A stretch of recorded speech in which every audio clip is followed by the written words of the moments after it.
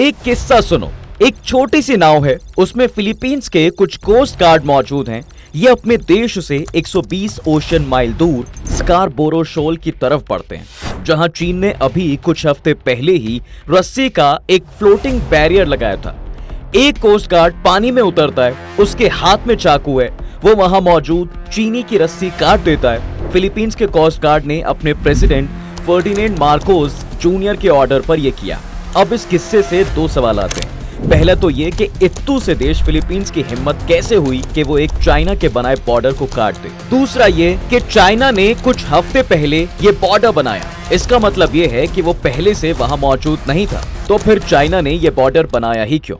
दरअसल जहां ये बॉर्डर चाइना ने बनाया है वो है साउथ चाइना सी। अब देखने में छोटी लगने वाली ये घटना एक ऐलान है कि साउथ चाइना सी में चीन की दादागिरी नहीं चलेगी। ये फिलीपींस का दुनिया को मैसेज है कि अब हम धमकाने वालों के खिलाफ खड़े होने जा रहे हैं। एक सवाल और आता है कि आखिर ये साउथ चाइना सी में ऐसा क्या है कि चाइना इसके पीछे पूरी दुनिया से लड़ने के लिए तैयार है।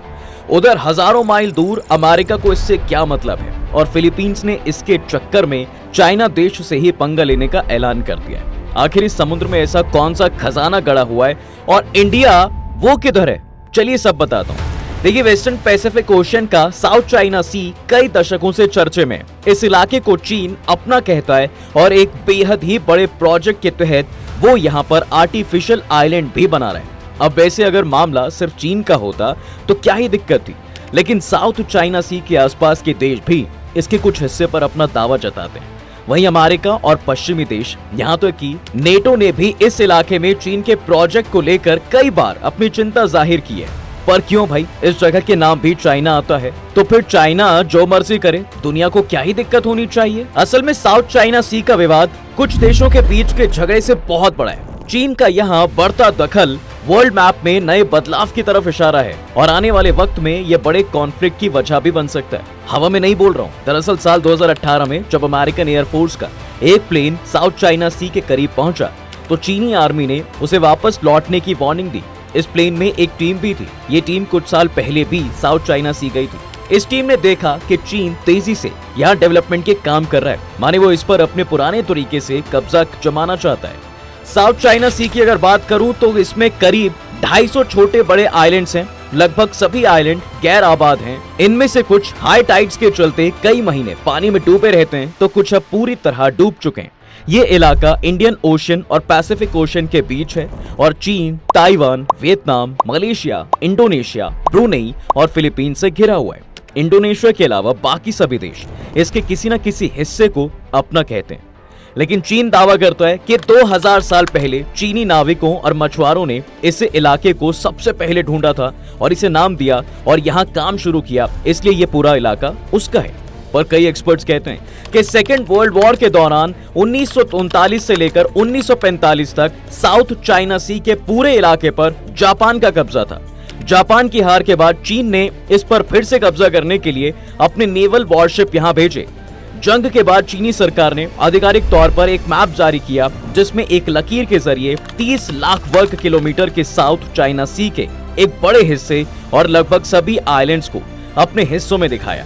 इस लकीर को 9 डैश लाइन कहा जाता है। अब चाइना ने तो ये कह दिया, लेकिन उसने कभी डिटेल में इसका मतलब नहीं बताया। बस इस लाइन से ये दुनिया के सामने और खासकर साउथ चाइना सी वाले देशों को बता दिया कि इस लाइन से जितना दूर रहोगे उतना अच्छा है। लेकिन स्कॉलर्स के बीच अभी भी इस बात को लेकर कॉन्फ्लिक्ट्स हैं। उस वक्त तो चीनी सरकार इस लकीर के जरिए क्या बताने की कोशिश कर रही थी? साउथ चाइना सी को लेकर मौजूदा चीनी सरकार के दावे में भी वही मैप और अनसुलझा विवाद है। हालांकि कुछ एक्सपर्ट्स ये भी कहते हैं कि चीन का ये दावा कुछ हद तक सही लगता है, क्योंकि 1970 के दशक से पहले किसी और ने चीन के दावे को चुनौती नहीं दी। तो क्या चीन के लिए समुद्र का ये टुकड़ा सिर्फ इसलिए जरूरी है क्योंकि उसने ऐतिहासिक तौर पर इसे अपना कहा है, या फिर इसके पीछे कोई और भी वजह है? असल में ये बात कहने के पीछे एक वजह है। चीन ने 1958 में मैनिफेस्टो में साउथ चाइना सी के आइलैंड्स पर अपना दावा किया, जो चीन वियतनाम के बीच विवाद की वजह बना। वियतनाम का कहना है कि चीन ने 1940 के दशक तक कभी इस इलाके पर अपनी सॉवरेंटी का दावा पेश नहीं किया था, जबकि वियतनाम यहाँ 17वीं सेंचुरी से राज करता रहा है। लेकिन 19 जनवरी 1974 को चीन की सेना पारासेल आइलैंड पहुंचती है, वहां चीनी झंडे लगाती है और अपने कब्जे का ऐलान कर दिया। इस झड़प में वहां पहले से मौजूद 70 से ज्यादा वियतनामी सैनिक मारे गए। 11 मार्च 1976 को फिलीपींस ने साउथ चाइना सी से लगे पलावन बेसिन में तेल का भंडार ढूंढ निकाला, जिससे बाकी देशों को भी इस सागर में तेल के मिलने की उम्मीद जगी। उधर चीन कहता है कि साउथ चाइना सी में मुल्कों की दिलचस्पी तब हुई जब वहां उसने तेल की खोज शुरू की, माने यहाँ पर काला खजाना है। पहले किसने ढूंढा ये बात अब दूसरी है, लेकिन मेरे दोस्त समुंदर का ये हिस्सा काले खजाने से बहुत ज्यादा है। बस तुम वीडियो के लास्ट तक रुको तो सही। समुद्र में छुपा है अथाह खजाना। जी हाँ, चीन और दूसरे मुल्कों को ये एहसास होने लगा है कि इकोनॉमिक और स्ट्रैटेजिक तौर पर ये जगह अहम साबित हो सकती है। कई देशों की दिलचस्पी इस इलाके में बढ़ी है क्योंकि उनका मानना है कि इस जगह पर उन्हें भी कच्चे तेल का खजाना मिल सकता है। चीन के अंदाजे के मुताबिक यहाँ 213 अरब बैरल ऑयल रिजर्व मौजूद हो सकता है, जबकि अमेरिकी साइंटिस्ट ने 28 अरब बैरल तेल का अनुमान लगाया है। इसके अलावा यूएस एनर्जी इंफॉर्मेशन एडमिनिस्ट्रेशन के मुताबिक यहाँ 900 trillion cubic feet natural gas reserve मौजूद हो सकते हैं। ये आंकड़ा कतर में मौजूद रिजर्व के बराबर है। लेकिन यहाँ एक और चीज है जो चीन के लिए बहुत जरूरी है। दरअसल यहाँ 30,000 तरह की मछलियां हैं और फिश प्रोडक्शन के मामले में दुनिया का करीब 15% का मछली का प्रोडक्शन करता है, और ये काम होता है साउथ चाइना सी से। इसी वजह से साउथ चाइना सी में मरीन रिसोर्सेज को लेकर कंपटीशन काफी ज्यादा है और इन रिसोर्सेज के लिए इस इलाके में जाने को लेकर मुल्कों के बीच टकराव की हालत कोई भी सरप्राइज की बात नहीं है।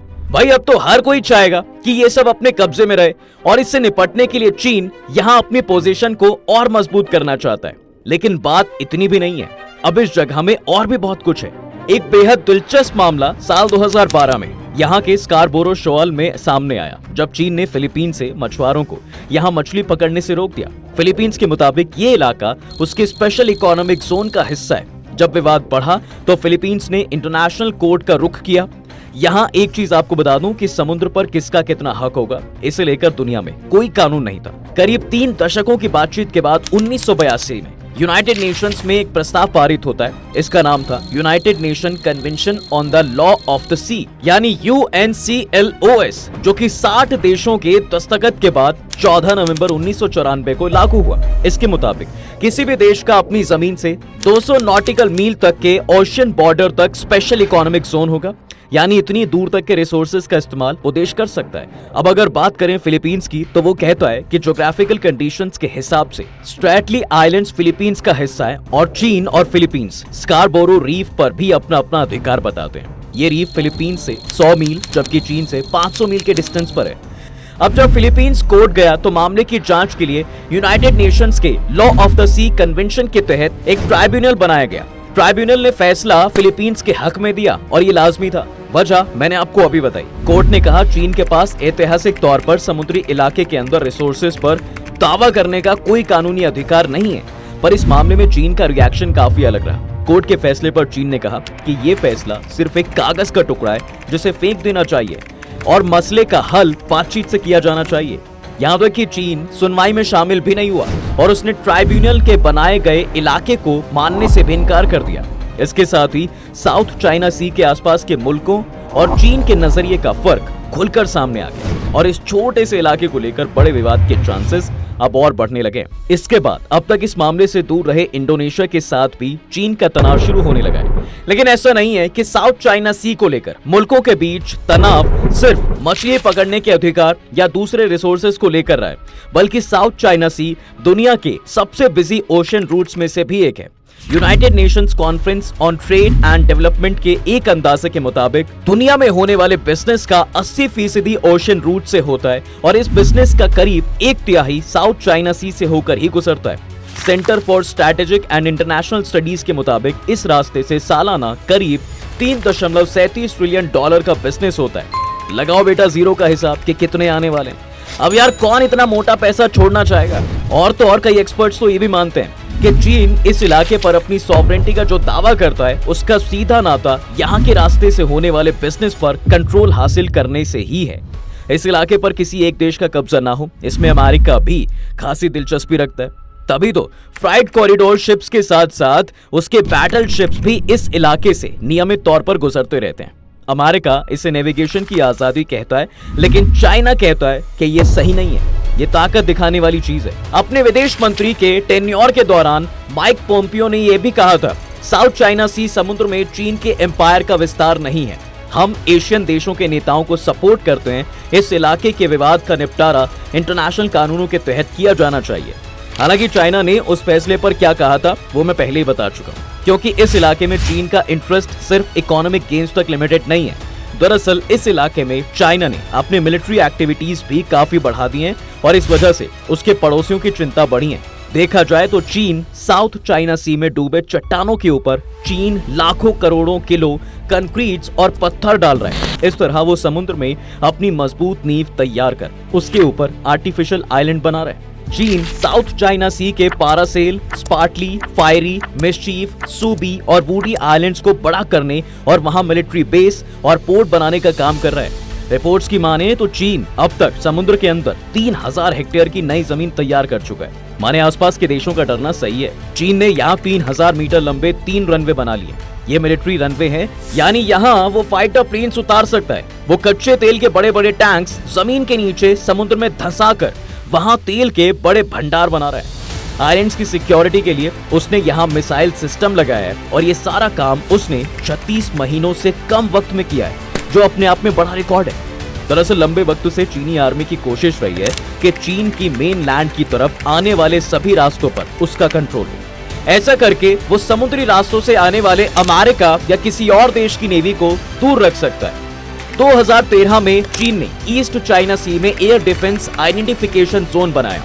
साउथ चाइना सी में भी वो ऐसा एक जोन बनाना चाहता है ताकि इसे नो फ्लाई जोन करार दे सके। अब तक वो ऐसा नहीं कर पाया, लेकिन इस इलाके से गुजरने वाले फाइटर प्लेन्स पर वो रोक लगाता है। 2020 अगस्त में उसने अमेरिका को चेतावनी देते हुए साउथ चाइना सी में 2 मिसाइलें भी दाग दी थी। लेकिन क्या चीन के इस रवैये को लेकर दूसरे देश चुप रहने वाले हैं? जवाब है नहीं।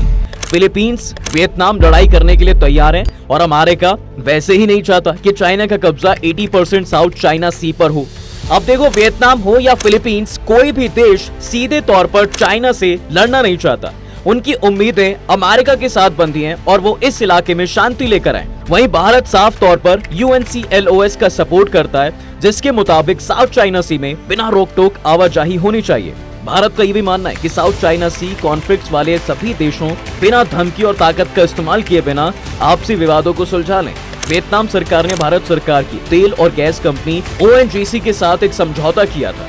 ONGC वियतनाम के छोटे आइलैंड्स में तेल और गैस की खोज करेगी। चीन ने इस पर कड़ा विरोध जताया था, जबकि भारत ने कहा था कि साउथ चाइना सी पूरी दुनिया का है। 9 डैश लाइन वाला इंटरनेशनल पोर्ट का फैसला ठुकराकर चीन ने ईस्ट एशियन देशों के साथ अपने संबंध खराब कर लिए हैं। ऐसे में भारत को इस इलाके में अपना कद बढ़ाने का मौका मिला है। आपको क्या लगता है कि क्या इंडिया को इस मौके का फायदा उठाना चाहिए या नहीं? मुझे कमेंट करके जरूर बताएं और वीडियो को लाइक और चैनल को सब्सक्राइब करना बिल्कुल ना भूलें।